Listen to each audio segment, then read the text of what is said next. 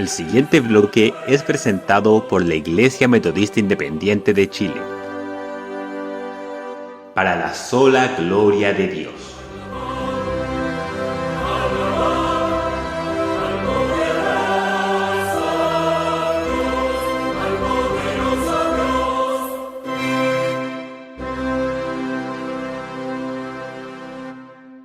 Porque dejar su gloria naciendo junto al buey, porque vivir sin casa cuando es Señor y Rey, porque sanar al pobre, dar vista al ciego así, es luz de todo el mundo, norte para mí, porque subir tal monte y en agonía sufrir, porque verter su sangre en fuente carmesí, fue andando al Calvario a dar su vida allí. El lirio de los valles, Él murió por mí Jesús lloró, por mí murió,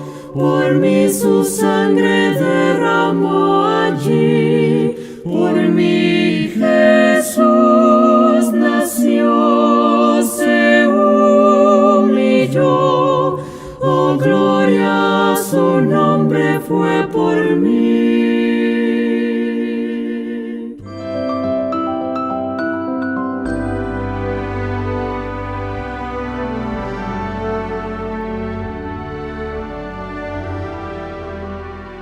Gracias sea a vosotros, y paz de Dios el Padre, y de nuestro Señor Jesucristo, el cual se dio a sí mismo por nuestros pecados, para librarnos del presente siglo malo, conforme a la voluntad de Dios y Padre nuestro, al cual sea la gloria por siglos de siglos. Amén. Carta a los Gálatas, capítulo 1, versículos 2 al 4. Apreciado auditor, ¿ha pensado usted profundamente, no de manera superficial, en que nuestro Señor Jesucristo se dio a sí mismo en sustitución por nuestros pecados? Él se dio en nuestro lugar. Él nos bajó a cada uno de nuestra merecida cruz y se dispuso Él a los clavos y al castigo justo y mortal del Padre. La cruz es un lugar de sustitución. Este es el tema de nuestro podcast de hoy, con el que estamos dando inicio a un ciclo especial de nuestro programa sobre el significado de la cruz de Cristo. Este ciclo será conducido por el pastor y maestro bíblico Samuel Pérez Millos durante varios episodios, por lo que le dejamos invitado desde ya y a contar de este minuto junto a su Biblia y dispuesto a tomar notas. Dios bendiga su vida y sea usted edificado con el entendimiento de su palabra. Quiero llamar vuestra atención a un versículo que seguramente muchos conocen de memoria, que está en la Epístola de Pablo a los Gálatas, capítulo 1 y versículo 4. Dice así el texto bíblico: el cual se dio a sí mismo por nuestros pecados, para librarnos del presente siglo malo, conforme a la voluntad de nuestro Dios y Padre, a quien sea la gloria por los siglos de los siglos. Amén. La Epístola a los Gálatas es una interesante carta del Nuevo Testamento que es realmente el bosquejo reducido y yo diría un poco más brusco que la Epístola a los Romanos. El tema de la carta a los Gálatas es la justificación por la fe. El autor de la carta, todos sabéis, es el apóstol Pablo, y los destinatarios son las iglesias que había fundado en Galacia. No sabemos si todas las que estaban también en el interior de Galacia o más bien las de la costa, pero sea como sea, están destinadas o dirigidas a ese sector territorial que Pablo había visitado en el ministerio de evangelización. Las causas del escrito son muy sencillas. Pablo predicó el Evangelio, muchos creyeron en Cristo, se constituyeron las iglesias y de pronto los tradicionalistas de Jerusalén, aquellos que siendo fariseos eran incapaces de claudicar con el pensamiento de que para poder salvarse tenían que hacerse judíos, aquellos que quisieran ser salvos, van por las iglesias de Galacia, envían mensajeros por aquí y por allá y les dicen algo muy simple. Voy a sintetizarlo de esta manera. Mirad, la verdad que Pablo os predica es verdad, pero no es toda la verdad. Porque para poder ser salvos tenéis que haceros judíos. Es decir, tenéis que circuncidaros y tenéis que guardar la ley. Y claro, esto entra en un conflicto tremendo y el apóstol Pablo toma los instrumentos de escribir y él de puño y letra suya, sin amanuense que lo haga, escribe toda esta epístola, como se puede apreciar al final de ella cuando dice: mirad con cuán grandes letras os he escrito de mi propia mano. No está refiriéndose a que, como algunos piensan, tenía un problema de vista que le exigía escribir con un tamaño muy grande las letras para poder hacerlas. Lo que está diciendo: os he escrito con una enorme extensión, cosa que nunca hago, os he escrito para afirmaros en la fe y para deciros que el evangelio que os he predicado es el único evangelio que Dios quiere que se predique y que vosotros tenéis que creer. Y si viniese un ángel del cielo o alguna persona importante o nosotros mismos los apóstoles anunciando otro, tenedlo como anatema, es decir, no le deis aprecio, no tiene valor. La epístola tiene varias curiosidades o varias temáticas que se podrían seleccionar individualmente, pero hay una que me llama mucho la atención, y es que en la carta aparecen 7 visiones diferentes de la cruz de Cristo. De manera que en el capítulo 1 y en el versículo que leí al principio está la cruz como el lugar de sustitución. En el capítulo 2, en el versículo 20, la cruz aparece como lugar de identificación. En 3:1, la cruz es el lugar de visión. En el capítulo 3, versículos 13 y 14, la cruz es lugar de maldición. En el capítulo 4, versículos 4 y 5, la cruz aparece como lugar de redención. En 5:11 es lugar de tropiezo. Y en 6:14 es lugar de gloria. Por tanto, hay 7 visiones de la cruz que yo voy a tomar con la ayuda del Señor para 7 momentos de ministerio. Leí el versículo en donde dice que Cristo se dio a sí mismo por nuestros pecados para librarnos del presente siglo malo conforme a la voluntad de nuestro Dios y Padre. Y hay 3 cosas en el versículo. En primer lugar está la dimensión. Cristo se dio a sí mismo por nuestros pecados. En segundo lugar está el objetivo, para librarnos del presente siglo malo. Y finalmente está la razón, por la voluntad personal de Dios. Primeramente, pues, la dimensión. La dimensión se puede entender si se considera quién es el que hace la obra. El sujeto de la oración, el cual se dio a sí mismo, se refiere indudablemente a lo que antecede. Gracia y paz sean a vosotros de Dios el Padre y de nuestro Señor Jesucristo, el cual. De manera que el Señor Jesucristo es el que se da a sí mismo y debe considerarse así en la dimensión de los títulos que aquí se le otorgan. Se le otorgan 3 títulos. Primeramente, Señor. En segundo lugar, Jesús. En tercer lugar, Cristo. El que se entrega, el que se da a sí mismo por nuestros pecados es primeramente el Señor. Y Señor es el título propio de Dios. La Biblia llama Dios a Jesucristo. Voy a Juan capítulo 1, versículo 1 y leo estas palabras. En el principio era el verbo era con Dios y el verbo era Dios. Quiere decir que a quien aquí se llama Señor es el Dios preexistente. Es decir, antes de que la tierra fuese creada, antes que el universo apareciese, antes que los ángeles vinieran a la existencia, Él ya era. Es decir, Él ya existía. Las palabras de Pablo son muy interesantes en Filipenses capítulo 2 y versículo 6. Leo el texto, Epístola a los Filipenses capítulo 2 y versículo 6. El cual, siendo en forma de Dios, no estimó el ser igual a Dios como cosa a que aferrarse. Notad que Pablo habla de forma de Dios. Cuando en el texto griego aparece esa palabra, traducida como forma en el castellano, se puede usar solo cuando en el exterior se manifiesta la realidad íntima del interior. Yo puedo deciros que esto es un libro. ¿Es verdad? Sí. ¿Y está en forma de libro? Sí. ¿Por qué? Porque es un libro. Pero es una Biblia. Pero no todos los libros puedes decir que están en forma de Biblia, porque no son Biblia. De la misma manera, cuando se dice que Cristo existe eternamente en forma de Dios, está diciendo que existe así porque es Dios. Y que cuando aquel verbo se hizo carne y tomó forma de hombre, es porque se hizo realmente hombre. La persistencia de Cristo evidencia la verdad de que Él corresponde, es una persona dentro del ser divino. Cuando estudiamos a Dios, tenemos que entender que Dios no es una persona, que Dios es un ser.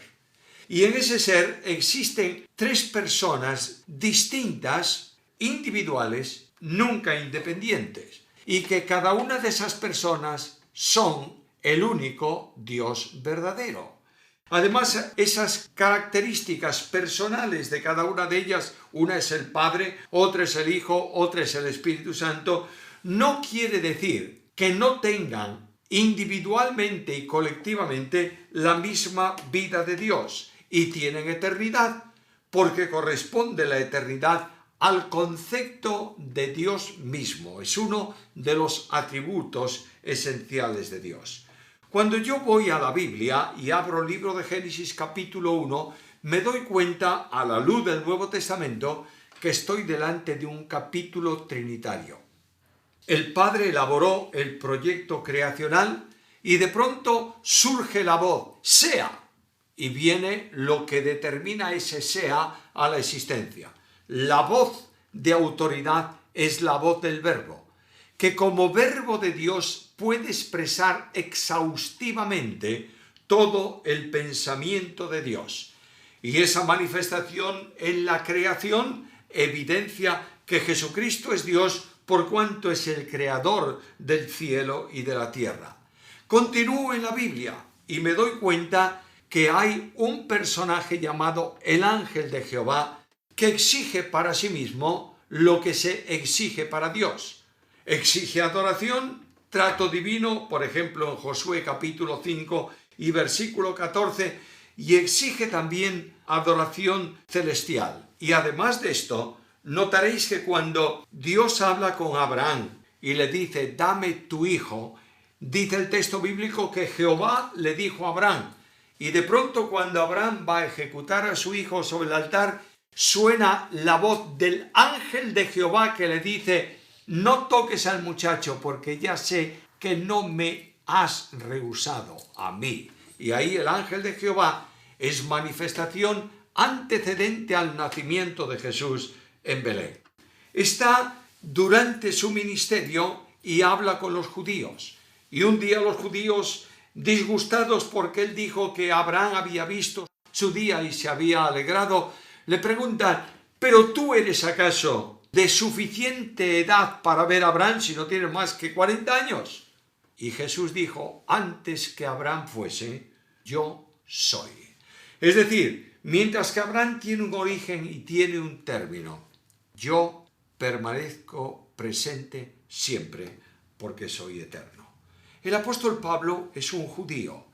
Como judío, es muy difícil que pudiera asimilar hablar de tres personas en el ser divino. Para él Dios es único, Jehová es único, no hay más que él de ninguna manera. Y de pronto él habla de Jesucristo.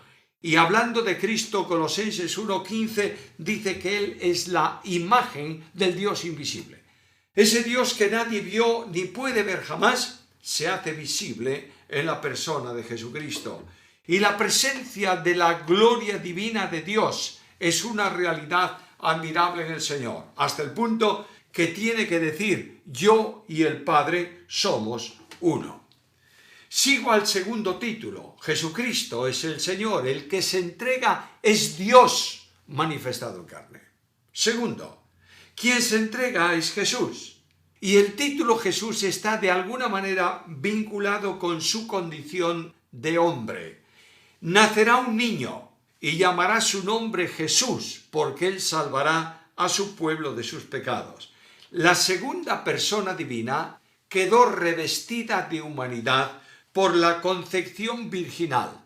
De María toma todos los elementos propios de la humanidad para hacerse hombre, y de Dios, la persona divina humana que se encarna, toma la condición natural de subsistencia, de manera que todo cuanto Jesús el hombre hizo o pudiera hacer afecta a la persona divina del Verbo eterno encarnado en quien subsiste.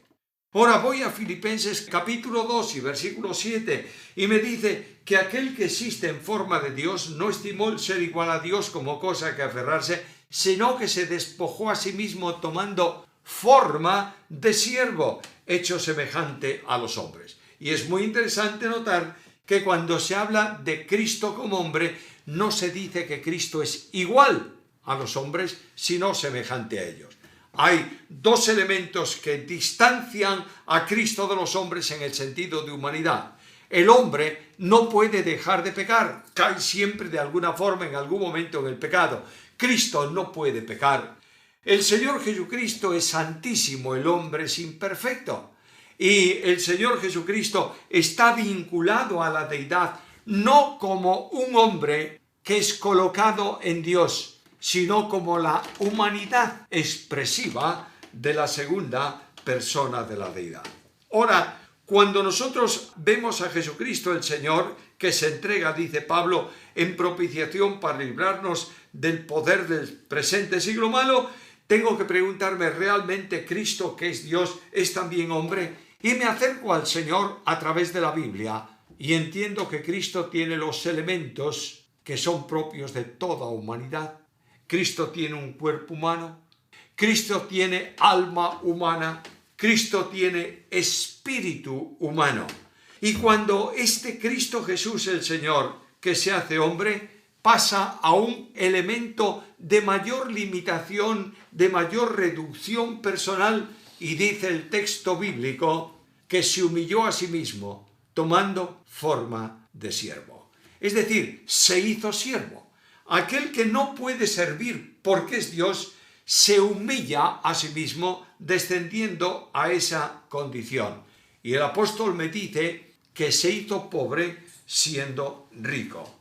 Ahora notad cómo lleva a cabo este proyecto. Se dio a sí mismo por nuestros pecados. Se dio a sí mismo significa que tiene un compromiso de entrega personal. Ahora, el compromiso de darse a sí mismo del Hijo de Dios es un compromiso trinitario. De manera que dice la Biblia que el Padre dio al Hijo.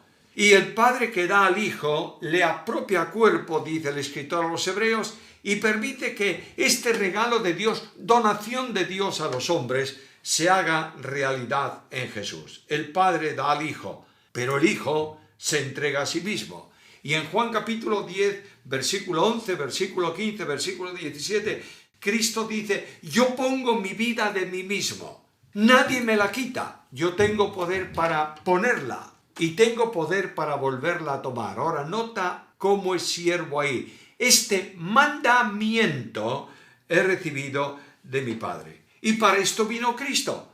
Cristo vino al mundo no para condenar al mundo, vino para salvar al mundo. Cristo vino para entregar su vida en precio por nuestros pecados.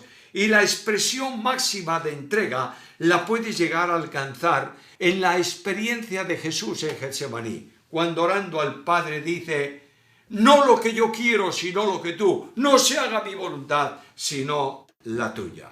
El Espíritu interviene también en ese darse, haciendo posible el vehículo de la humanidad del Verbo encarnado. Ahora hay un compromiso en esto, nota el versículo. Cristo se dio a sí mismo por nuestros pecados. Y el compromiso es eterno, porque lo hace conforme a la voluntad de nuestro Dios y Padre. Quiero recordarte que el plan de redención se establece en la eternidad. No puedo dejar de predicar permanentemente este asunto y de afirmarlo con contundencia. Voy a un texto de la Biblia. Segunda carta a Timoteo, capítulo 1, versículo 9. Quien nos salvó y llamó con llamamiento santo, no conforme a nuestras obras, sino según su propósito y la gracia que nos fue dada en Cristo antes de los tiempos de los siglos. La voluntad salvadora del ser divino establece el programa de la cruz. Escucha la Biblia. ¿Por qué comentarlo yo si tengo palabra inspirada de Dios? Carta primera de Pedro, capítulo 1, versículos 18 al 20. Sabiendo que habéis sido rescatados de vuestra vana manera de vivir, la cual recibisteis de vuestros padres, no con cosas corruptibles como oro o plata, sino con la sangre preciosa de Cristo, como de un cordero, sin mancha y sin contaminación, ya establecido desde antes de la fundación del mundo. Y ahora escucho el primer gran sermón del Evangelio, y el apóstol Pedro dice que fue entregado por conocimiento anticipado y determinada voluntad procedente de Dios. Dios hace regalo de su Hijo. Dios se dona a sí mismo en Cristo, y Cristo entrega su vida en propiciación por nuestros pecados. Y ahí tienes la obra sustitutoria, por nuestros pecados. La vida de Jesús fue entregada no solo a causa de nuestros pecados, sino que fue entregada para llevar nuestros pecados. Es decir, para recibir el santo la imputación del pecado mío, a fin de que con su muerte extingan mi responsabilidad penal. Y yo voy a Romanos capítulo 4, versículo 25, y tengo ahí las dos vertientes de la obra redentora. Cristo fue entregado por nuestras transgresiones y resucitado para nuestra justificación. El alcance de la entrega es impresionante. Fue obediente hasta la muerte y muerte de cruz. Mirad la cruz como lugar de sustitución en la cual Cristo se dio a sí mismo por nuestros pecados. ¿Cuál es el objetivo? Versículo a continuación de esta primera parte, versículo 4, para librarnos del presente siglo malo. La meta era la liberación. Y la importancia es muy grande aquí. El verbo aquí, rescatar, liberar, tiene la idea de recibir liberación en una situación de alto riesgo. En el Nuevo Testamento hay varios términos que hablan de libertad, pero todos ellos tienen una idea común, que es pagar un precio. De manera que se nos sitúa aquí a la vista en nuestra condición de esclavos del pecado. Y de pronto, para liberarnos hay que pagar el precio de nuestra redención. Y Cristo viene y nos libera haciéndose para sí mismo agente liberador, pagando el precio de mi rescate, que es morir por mí en la cruz. La acción liberadora se produce cuando yo creo en Cristo. Y en Juan capítulo 8 y versículo 36 leo esas palabras: si el Hijo os libertare, seréis verdaderamente libres. Déjame decir ese versículo de otra manera que permite perfectamente la traducción. Solo cuando el Hijo te liberte eres libre. De modo que la libertad no se obtiene por el hecho de que Cristo murió en la cruz y potencialmente puede salvar a cualquiera. Solamente se hace eficaz el precio de la redención cuando el pecador recibe a Cristo como su Salvador personal. Ahora, ¿por qué esta obra? ¿Por qué este sistema de liberación? ¿Por qué tiene que morir? Conforme a la voluntad de Dios. Y voy a Efesios capítulo 1, versículo 5, y el amor de Dios explosiona en la obra de redención cuando dice que Dios nos ha salvado según el puro afecto de su voluntad.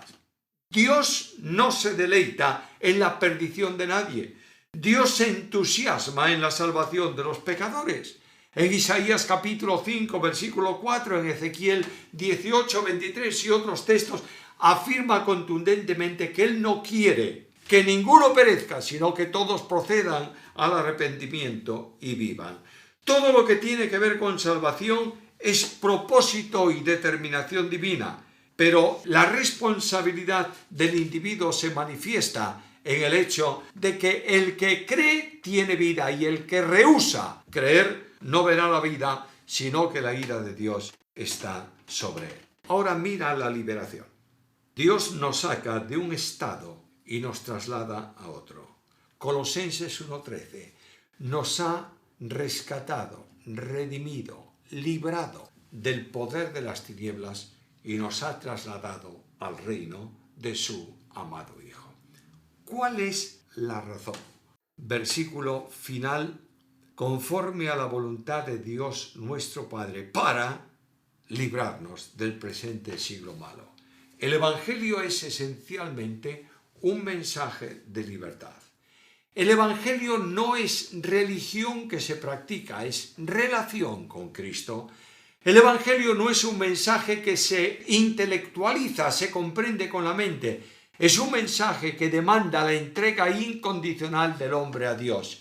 Y Dios llama a los pecadores para que pueda hacerse eficaz la sustitución en la cruz del Calvario. En la cruz de Cristo, Cristo no solamente murió por mí, murió ocupando mi lugar. Y cuando yo creo en Cristo, la liberación esclavizante del pecado concluye para mí y soy introducido como un siervo en una nueva dimensión para la gloria de Dios. Esta es la consecuencia de la identificación con Cristo. Escucha el texto y termino.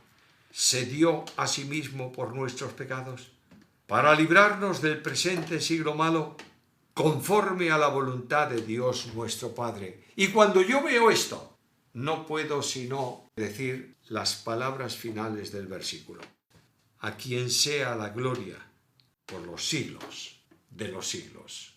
Amén.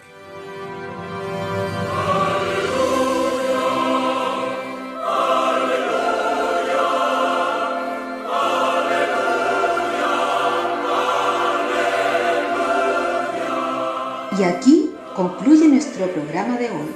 Los dejamos cordialmente invitados a nuestra próxima edición de Palabra Fiel, para ser más edificados, equipados y establecidos en la fe que es en Cristo Jesús, Señor nuestro. El Señor les bendiga.